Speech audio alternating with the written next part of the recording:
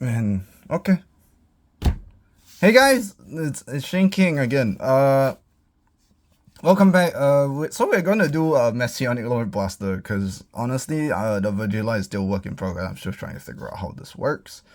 So I got in. So we're doing Messianic Lord Blaster Premium. Uh, honestly, I mean, this is a Blaster channel, so what the hell, I guess.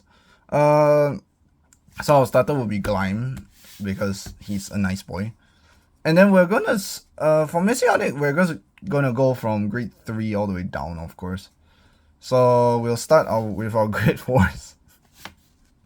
Yes, I know it's premium, but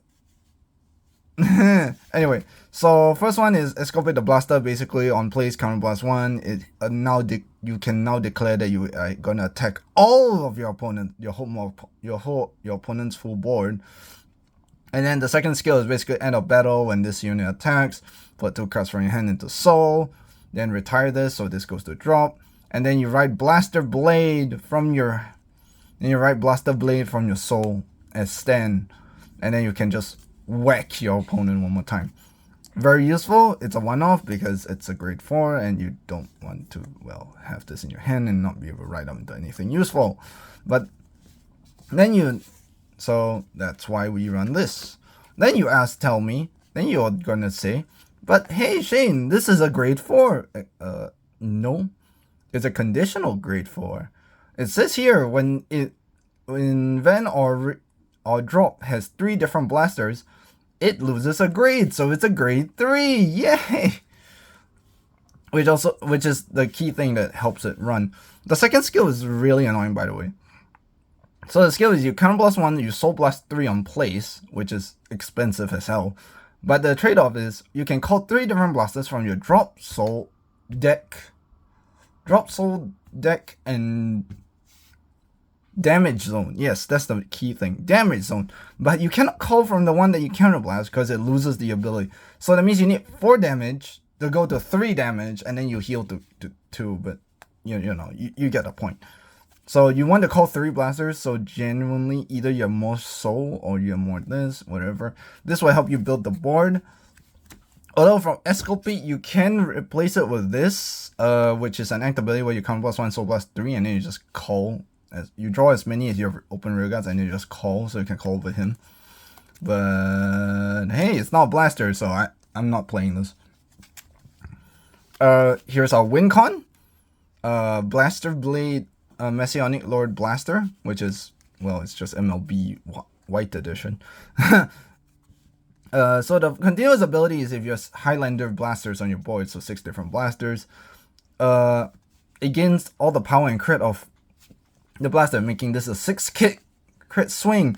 So basically the idea of the strategy, from what I'm told, was, hey, your idea is to damage deny your opponent until you hit this. You hit all 6, you whack your opponent's face, and then they are forced to guard or do something to like survive the attack. And then you just keep doing that, and then you just ignore your rear guard attacks, because rear guard attacks are kind of pointless. I mean, your opponents will have rear guards for you to attack into, so this will be very useful. That's why you run 4 of, because it's your win con, and you kind of want your win con. So anyway, so this deck is not very competitive, no. But it does have Rapier, which is really good. Blaster Rapier. So basically everything else in this deck is Blaster. So this is just a Blaster, and then it's Rapier. Anyway, so if you're a Highlander Blaster, you'll see a lot of them have this condition. This gets 15,000 power, so this is a 25k beat stick. Great! And then the second skill is on when it attacks, if your Vanguard is Blaster or Arc Saber, which is, well, everything in this deck anyway. Then you can look at the top card of your deck and then put it top or bottom, so you can cheese it. So if you're just missing one blaster with this, you can cheese it with this one. It's pretty good. OTT in freaking Royal Paladin. Now we got this promo, which at this point you've seen it already. So interesting thing is, it says at the end of your grade 3 blaster attacks, counter blast 1. The first continuous, ignore it. We don't run Majesty or Blaster, so it doesn't matter. But second skill is, at the end of your grade 3 Vanguard with Blaster in his card, your grade 3 Blaster attacks, counter blast 1. Bind it, and then you write this as stand. At the end of the battle, then you write it back up.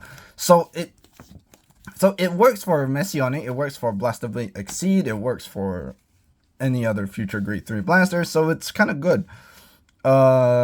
Unfortunately, that's the errata, so if you translate this directly, it won't, which is really unfortunate. I wish it didn't do that.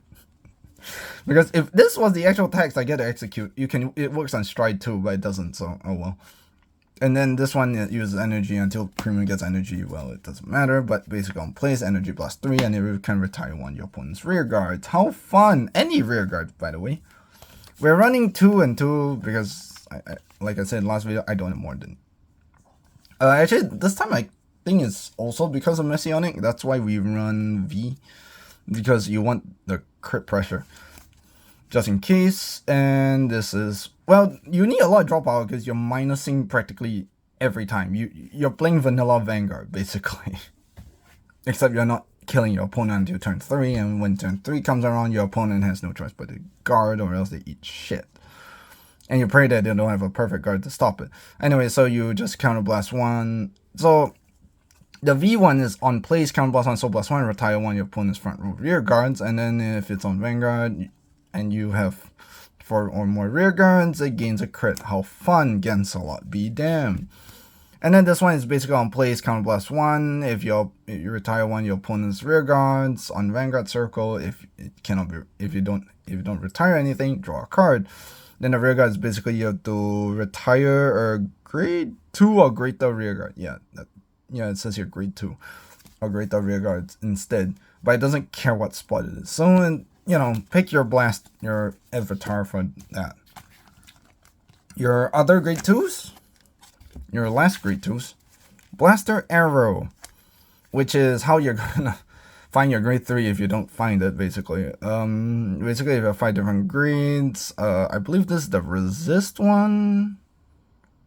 Yeah, it seems like resist, I think. Let me check real quick. Yeah, this is the resist one, correct. So if you have 6 different blasters, your opponent cannot choose it, so they cannot retire, dominate, be damned. Then the other skill is on place. If you have 3 different blasters on field, discard a card from your hand, and then you can search your deck for Arc Saber Dragon. Pretty easy, it's a deck search. Next, Javelin. Yes, even Royal Paladins have Javelin now. So the skill is basically if your Vanguard's Blaster or Arc Saber, it gets 2k, so it's a 10k booster. How fun. And the second skill is basically if you have 6 different blasters, when this unit boosts, choose a unit of front row rear guard, I believe, on your opponent's front row rear guard, and then you just bind it, which is fun because almost nobody in Premium works with bind, so have fun with that, unless they have a mortal for some reason. And then this one, basically, if you have 6, then you have Blaster Dagger. Yeah, it's a blaster. Anyway, if you have 6 different blasters, all your blasters gain boost. So, oh no, I have grade 1. Your grade 2 can boost grade 2. Your grade 3s can boost grade 3s. Wait. No, correct. Your grade 4 can boost grade 3s. Your grade 3s can boost grade 4. Because there are no other grade 3 blasters in this deck. Oh god, I forgot. So, anyway. Then the second skill is if your Vanguard hits and it's Blaster or Arc Saber, you can return this back to hand. So it's very good for like early pressure. Although you don't do early pressure anymore because you just want to kill them and nothing else. It reminds me of Arc of Think.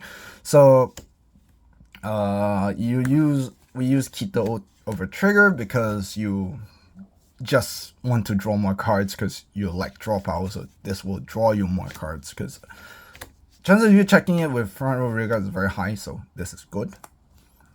Next, Elementary Sanctitude, because guard restrict is a pain. 8 crits because I'm lazy, and stride for the crits because you want to stride. 3 of your draw sentinels because you want to stay alive. And then 4 heals, because heal guard because you want to have as little damage as possible in the early game. That's the summary of that. There's your shield tickets, and we get to the G zone. Oops. Let's put this aside.